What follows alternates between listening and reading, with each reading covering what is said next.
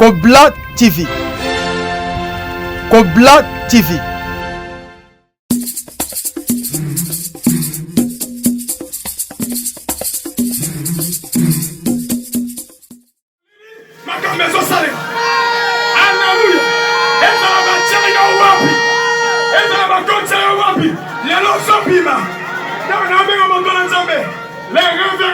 La banque, voilà, Malassi, Moutsekatego, Notelma, Testama Boko, Testama Boko.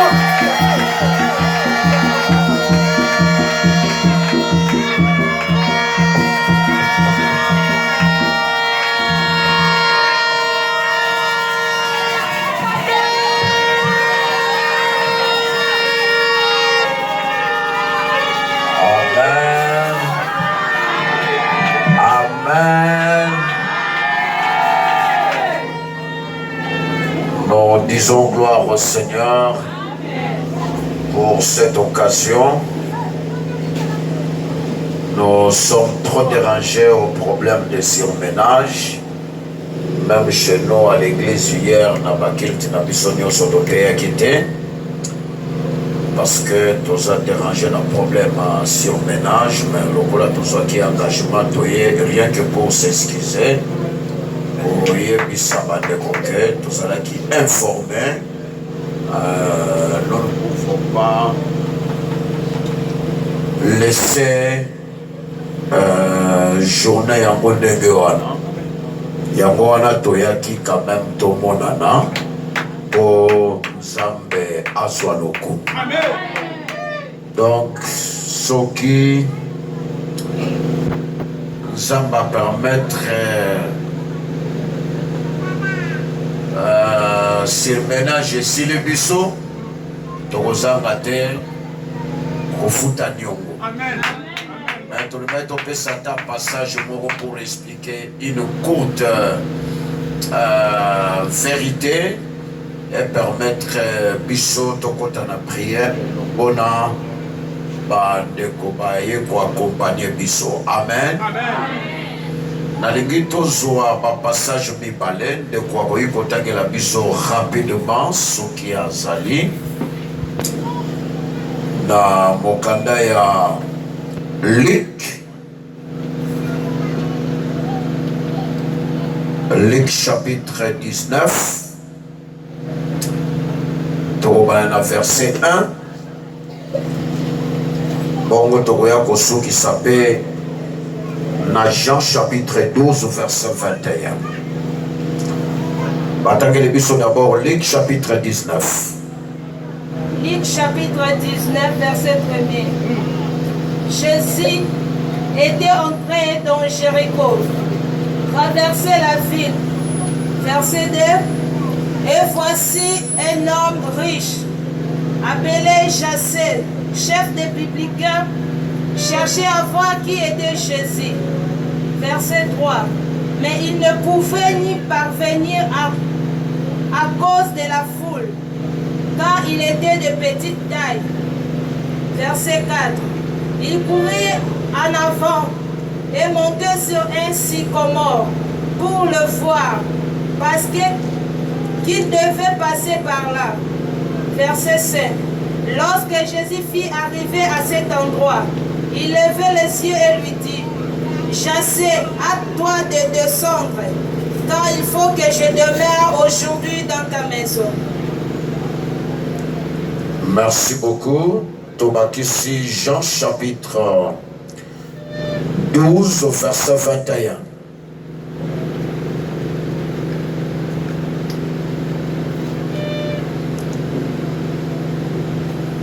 Jean chapitre 12 verset 21.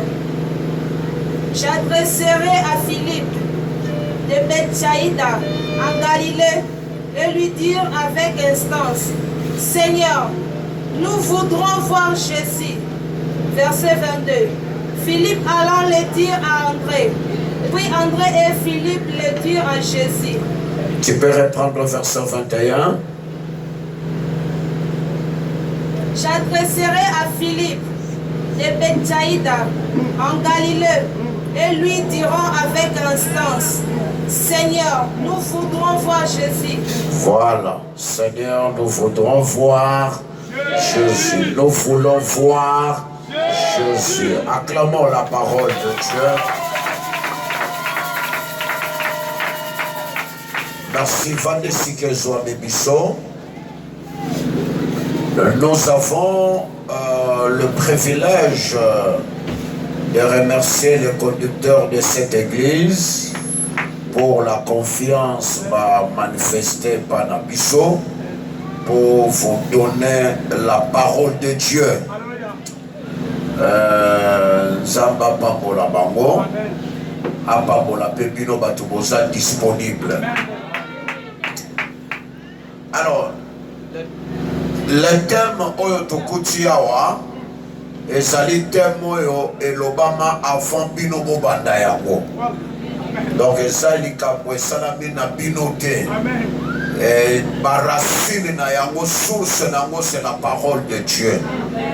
Ne batu Oyo Basala qui est enfant biso, précédent qui biso, Basala qui n'a souci, balobi, nous voulons voir Jésus. Pour la nini, qu'on insiste à Koloba, nous voulons voir Jésus. Koluka komona Yesu na lingala ndenge balobaka. Tolingi tomona Yesu. Alors komona Yesu ezana motoya pe ezana ba raison ebele. Komona Yesu elakisi sauveur.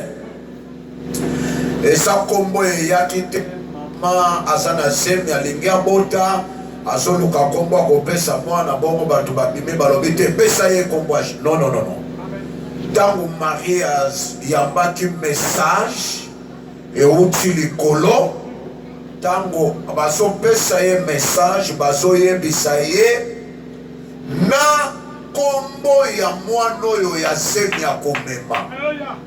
Donc le nom de Jésus est outaki likolo pour donner la solution sur la terre. Yangwana Jésus-Christ est l'unique et finale solution de Dieu pour le salut des hommes. L'unique Azakaka Yemoko. Asa final. Et là qui après Motomousou Akoyate pour la Kobikisa. Donc l'unique et finale solution de Dieu au problème des hommes. Sans qui est soixante, c'est pourquoi à Betatolo, aucun homme, aucun fondateur. Alors je suis la vérité et la vie. La vérité, le chemin, personne ne peut aller. Moutou Asala nani. Asala betakatolo alobaka soki ndenge nini. Moto akoki komona papa te soka lekepa na ye te. Langage wana bato balobango baza mibale te. Il faut azala l'unique et finale solution de Dieu au problème des hommes. Alors, nous voulons voir Jésus. Nous voulons voir Jésus. Il y a des raisons.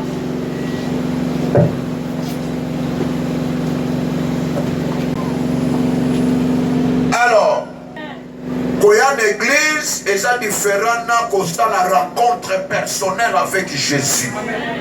Être ici, c'est bien. Mais avoir une relation personnelle avec Jésus, c'est mieux. Et il faut y avoir malamu que toza balekinzela. Ozana yaya okufela, ozana papa okufela, ozana camarade okufela, ozana noko tata mwasi, mutu nyonso azawa esi akufela. C'est pour accomplir la parole et l'obaye que outaki na mabele, okozonga na mabele. Mais vie souki na liwate. vie esuki na tombo te. Vie ça après tombo, la vie continue. Bayebatanga Bible bayebi l'homme riche na Lazare. Bakufa bango mibale après kokunda bango mutu na mutu a se retrouver na côté na ye. Donc na yebisa mutu moko oza na besoin ya Yesu po akotisa lola. Yesu soka zate okokende lifelo. Ata bakundi yo na bafanfare, ata ebembeno eza na animation, ata bolali te mutu mobimba bozo yemba, ata bakeno na paroisse babwakeli yo milinga, babwaki bamai, balobi tata Nzambe yamba ye. Mutu akoki kopia Nzambe na mokili oyo mobeko akoyambo azate. Kaka fina yo nde mutu eza laisser passer. Nalingi nayebisa yo, prépare ton avenir. Prépare ton éternité. Kobebisa vite na mokili oyo tozoleka. Ato memi mokili na mapeka okotika ngo. Ata bakumisi yo balobi na yo makambo ya ndenge na ndenge. Meme oza na chambre ya luxe ya ndenge nini. Mokolo mosusu okotika chambre wana bakende kundo na cimetière place ya baselo. Nalingi nayebisa yo, mokili oyo oza mopaya. Ata lupango vandaka yo kolo nango. Oza kolo lupango me oza kolo mokili te. Oza baleki nzela. Prépare ton éternité. Vous avez besoin de Jésus-Christ pour vivre la vie éternelle. La Bible nous dit, celui qui a le Fils a la vie. Celui qui n'a pas le Fils n'a pas la vie. Et je vous écris ces choses afin que vous sachiez que vous avez la vie éternelle, vous qui croyez au nom du Fils de Dieu. Kobomanzoto te pona mokili oyo. Batu bayebanaka na mokili oyo avant yo baleka. Bomanzoto pour préparer lola. Bomanzoto pour l'éternité. Sangano nyonso mekozanga lola te. Na mokili oyo babengi yango vanité de vanité. Alors Yesu ana posa akota na vie na yo. Vous avez besoin de Jésus-Christ pour votre salut éternel. Deuxièmement, vous avez besoin de Jésus. Vous voulez voir Jésus pour votre transformation.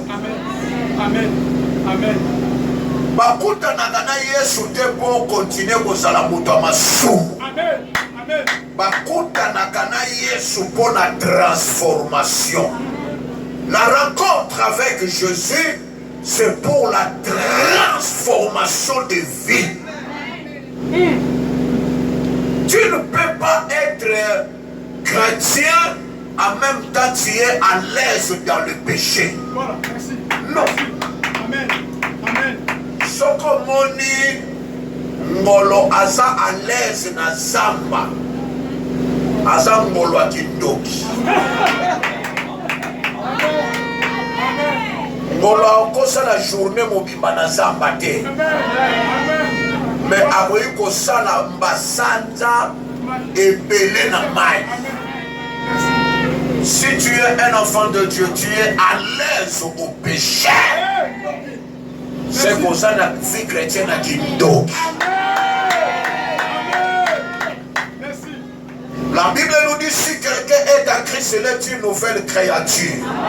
Les choses anciennes sont passées. Et voici toutes choses sont devenues nouvelles. Nous voulons voir Jésus pour la transformation. Hein? Ça c'est bien. Il faut me dire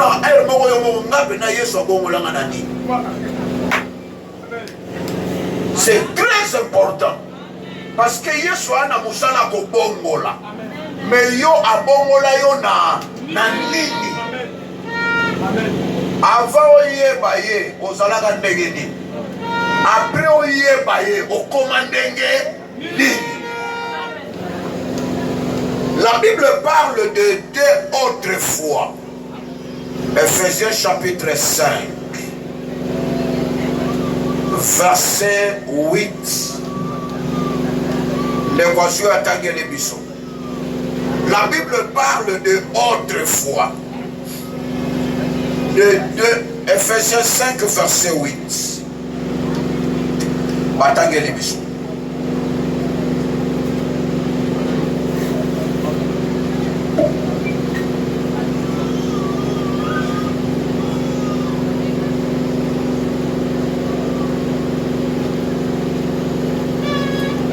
Chapitre 5, verset 8. Autrefois, vous étiez ténèbres, et maintenant vous êtes lumière dans le Seigneur. Marchez comme des enfants de lumière. Voilà. Bandela. L'autre fois, vous étiez ténèbres. Liboso bozalaki molili. Et maintenant vous êtes lumière dans le Seigneur. Sikoyo bokomi pole kati na Yesu.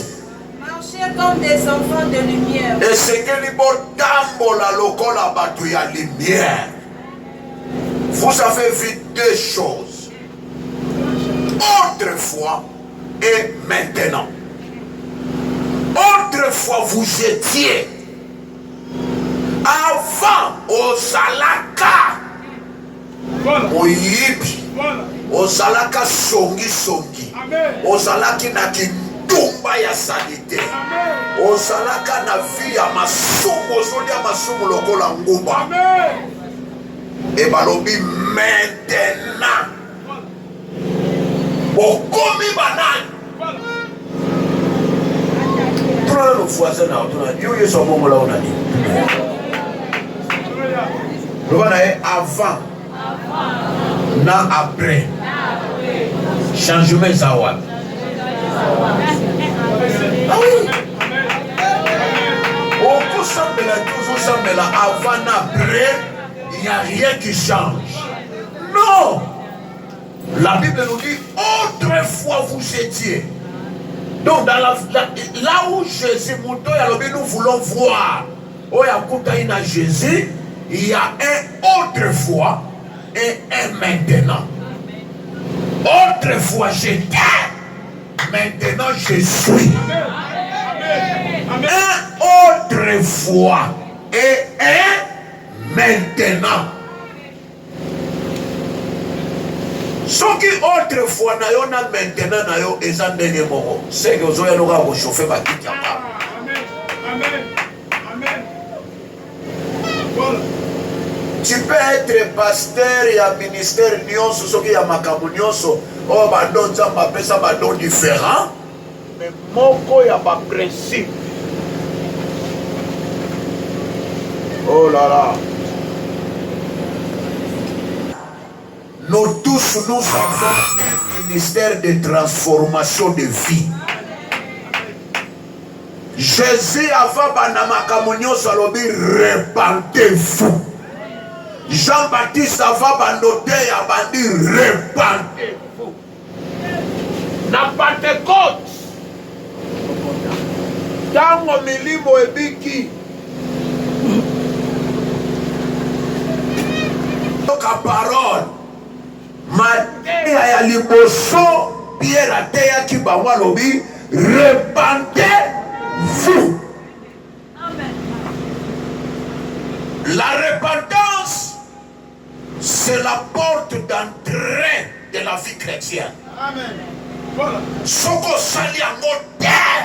Nyo soko sala na kati ya vie chrétienne qui tourne en rond, c'est la perte du temps. Oh, tchabe ça est là-bas. Porte d'entrée à vie chrétienne, la repentance. Koti porte wana mabe. Yeba bien que katikati ya vie chrétienne kozalama mabe. Alors on a la ligne de kutunyo sozo kanga.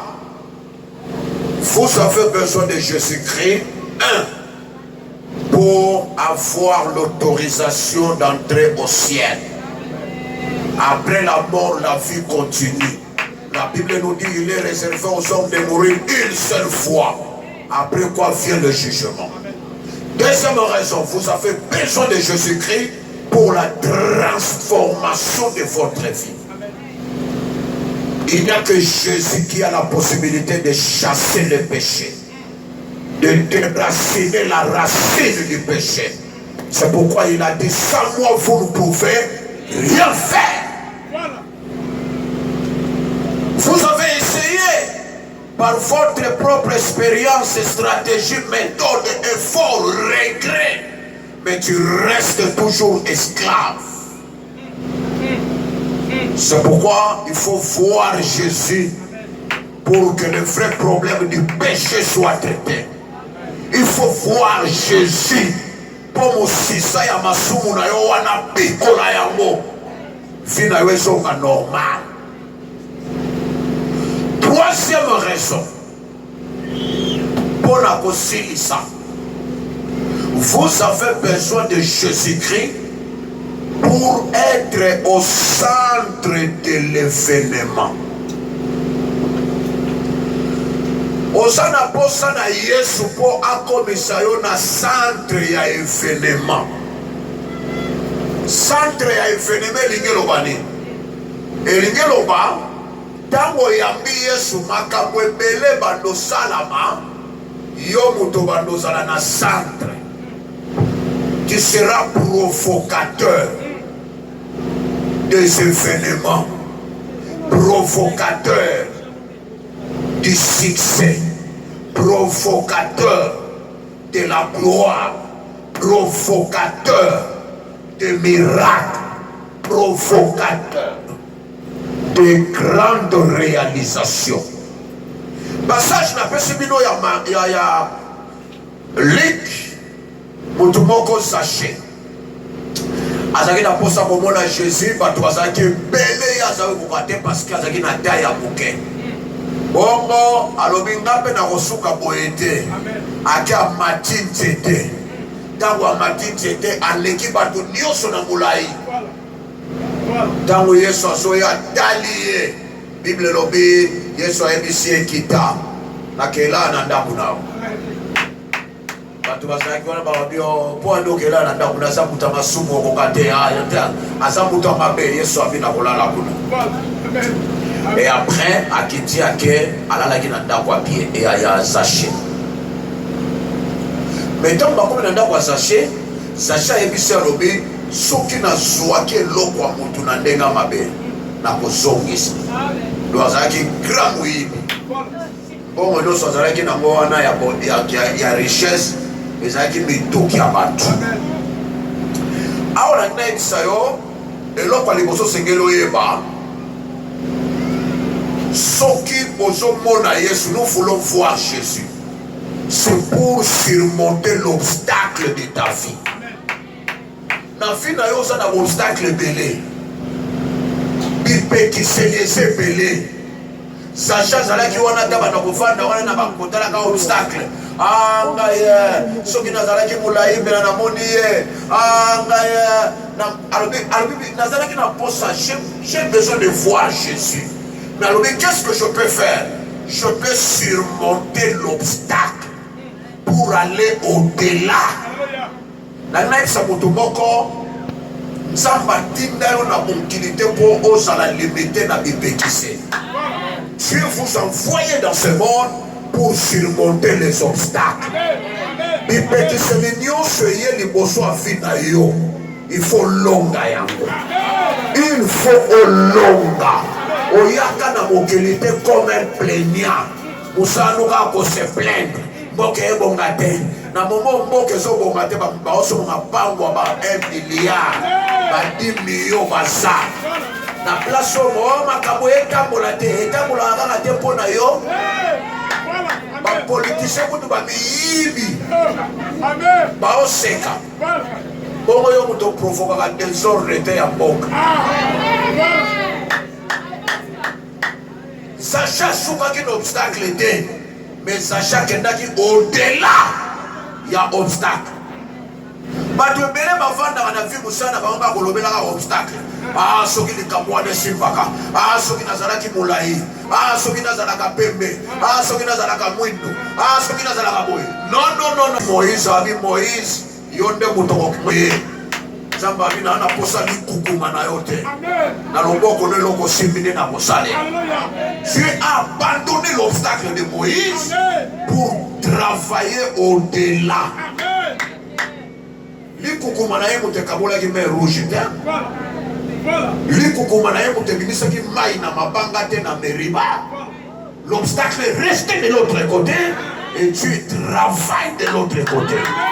Même si vous avez sauter obstacle na yo. Et petit selina yo nzamba na mo besoin de. Nzamba na posa que de no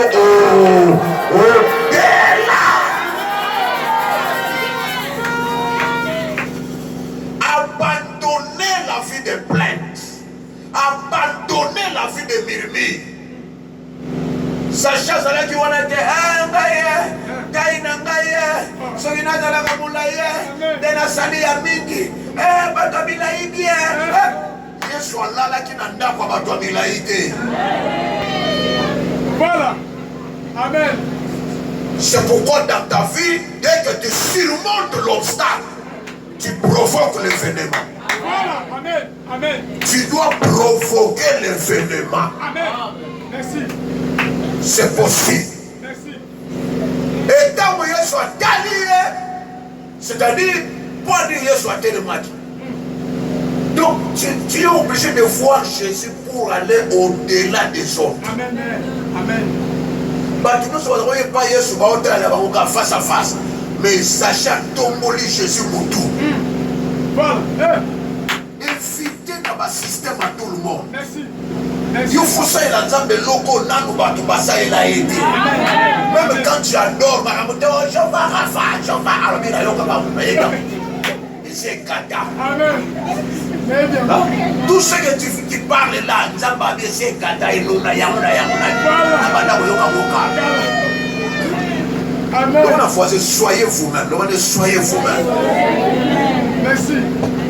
Sachez à Yesu Moutou. Voilà.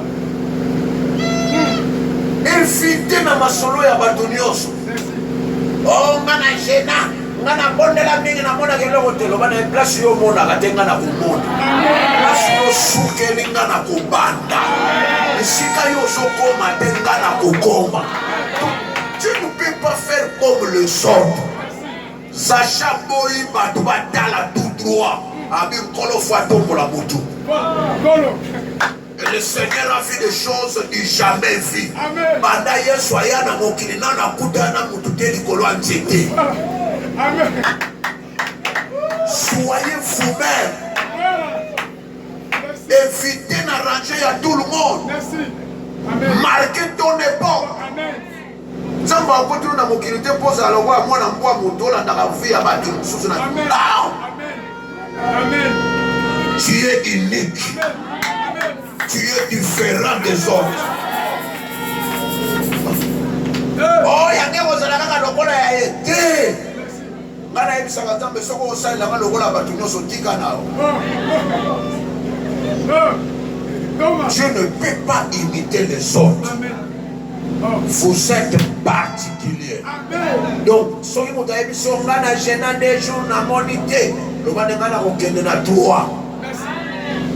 Ngafona leka oyo yo sala. Il faut na kende o là. Quatrième vérité, tu dois savoir que Dieu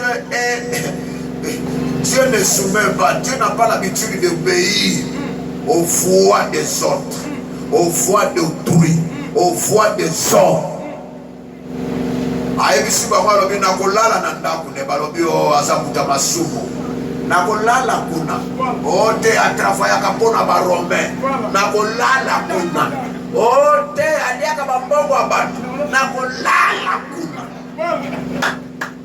C'est pour vous dire oyo Nzambe akani kosalelo na vie ata bajaloux no baboyi moto akochange décision ya Nzambe aza te. bisika nzambe azolinga koma na yo ata bato balobi bainsiste ntango azomata nzete bayebaki ye bien balobi eloko te na momo oyo olukaka nzambe bato bakipaka yo te baobeto kara bazobona yo lokolo ezolekisa ler ntango nzambe akopambola o asimbi o azalaka na eloko o aza pamba te loba na ye soki bino bomonaka banganga biso tomonaka Jésus soki bino bolukaka bamarabu biso tomonaka Jésus. Nous voulons voir Jésus, ce Jésus qui élève, ce Jésus qui est capable. Yakotombola, alors je rendrai ton nom grand. Bisa mutu moko okokoma bisika nkolo alingi okoma okofanda na kiti nzamba bongisa pona yo ata bato balobi o aza mutu mabe kola koloba ntango azomata banzete azosala basacrifice azalaki mutu malamu kaka ntango nayangi nasalele bolamu nde bobimisi mabe na ye nayangi nayebisa yo Dieu est indépendant des commandeurs de sorte iloba ya bato ekotouche nzambe te ekomodifie programme nzambe te ekotinda nzambe achange te oyo nzambe aloba mpona yo ate ekuti bajaloux. Tout le monde a présenté cause atravaillaka mpona biso te na kolala kuna asa na taya normal te na kolala kuna aliaka mbongo ya empo na kolala kuna nasepelaka na nkolo soki alobi wi na ye ata bakaki ebeti ata bato balinga mbote balobi ata bato basali makita ata bazotongo na bakwa ya baveni ata bavandelo na bawenza mike bazososola yo atima nayebisa yo moto akochange mokano ya nzambe aza te moto akomodifie programme ya vi na yo aza te. Tu es au centre des événements. Yo moto kosala événement bato bakozwa invitation. Yo moto koprovoke événement oyo nano ezala te. Osala kaka te po okendaka na événement ya bato mosusu. Basala yo mpe po bato bayane na événement na yo. Tu peux provoquer les événements. C'est possible de provoquer les événements. Et la Bible nous dit, avec Dieu nous ferons des exploits.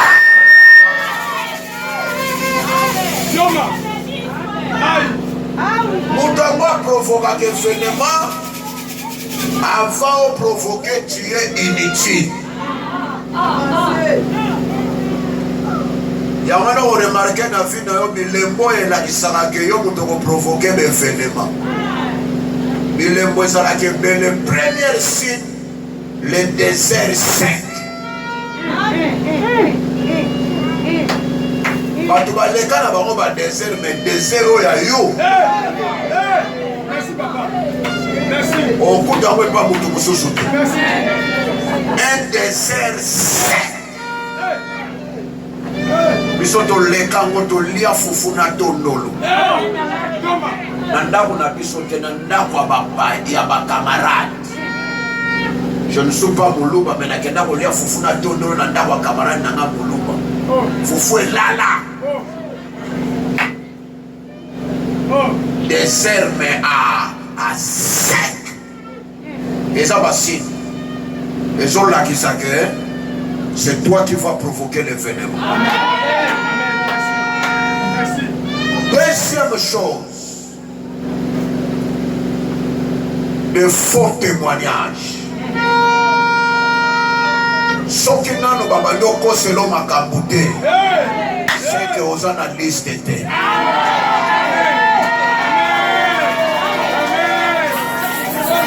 bato nyonso oyo baprovokaka bevenema il faut leka nano na batémoignage ya lokuta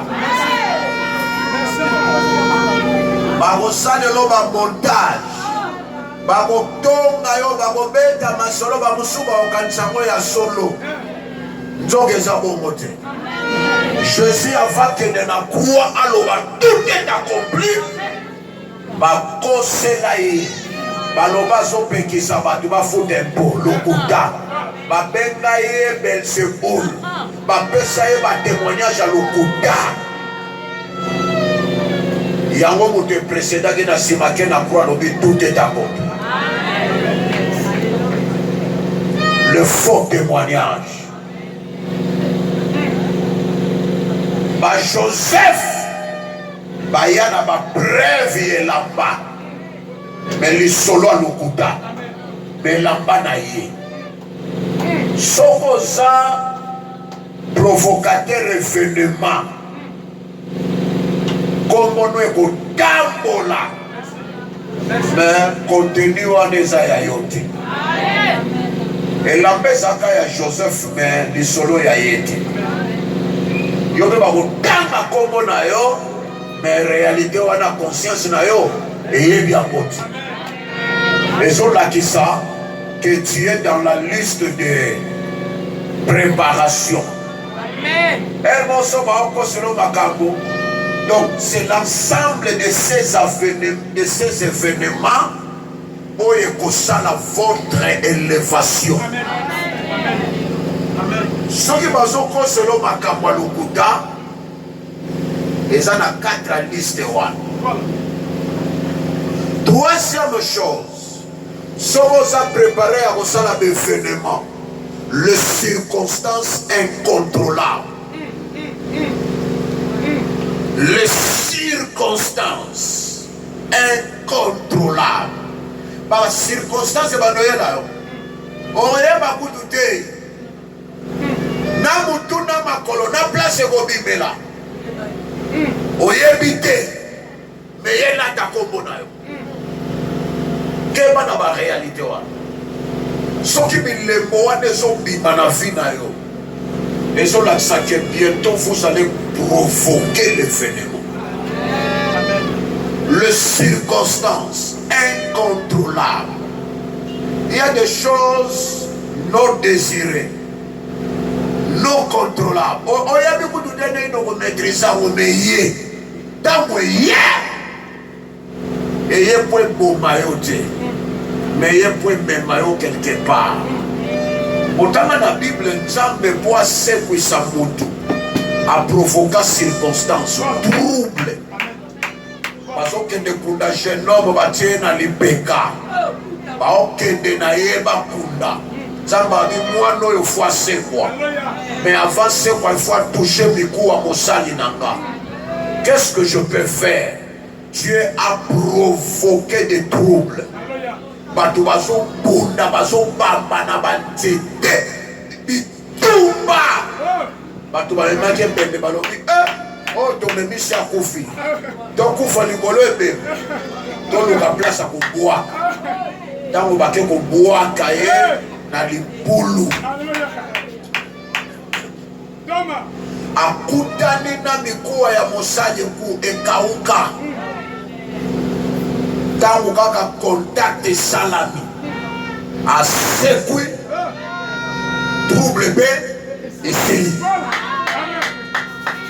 na naisa mutu moko trouble ezoya na vino ezoya po etiao na cercueil te ezoya po esekwisa vi moko ya valeur bacirconstance eza nango ezoya po esekwisa miracle tika nzambe abimisa bacirconstance. Maintenant, le Dieu qui maîtrise les événements, qui maîtrise les circonstances, il travaille dans ces circonstances incontrôlées. On maîtrise à côté, mais ils ont mes mots quelque part pour vous positionner. Et dès qu'on vous positionner, trouble ici la tête, ici.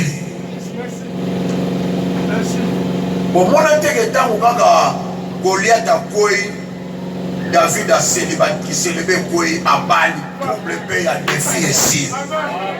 Mais tout le monde sur la famille a aussi la gamme pour le yoga Bali.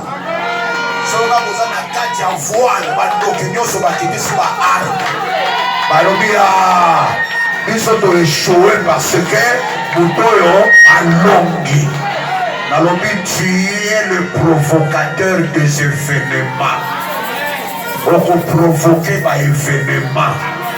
Batu bakopia yo respect na quartier. Parce que okutana na Yesu te pona soni. Okutani na Yesu te pona humiliation. Okutani na Yesu pour provoquer les événements. Ah, nazoloba na yo batu bakosangana na famille na bino pona yo. Batu bakosangana na ba fête d'élévation. C'est la première fois que tu vas une invitation au moyen de participer à la fête d'élévation. Et ça dit à l'Iban à mes bonnes au mati. Au commis très élevé. Il appelle à l'existence les choses qui n'existent pas. Non, le bon ma circonstance, mon canadien, au téléma. Trouble et soya na vino et au téléma. Nzambaliga c'est pour ce logo moko. Dès que l'eau a moi, je sais quoi. Trouble et vie nos péchés. Parce que au monde Yesu pour la humiliation. Au monde Yesu pour la esclave à carence. Mais tu as vu Jésus pour être stable, prospère et élevé. Nous voulons voir Jésus pour provoquer les événements. Tu jamais vu, tu peux faire ça. Ça me voit ça et l'autre événement, on a somme à place aux adhérents. On a somme au pays à famille au bon matin. Ça c'est vrai.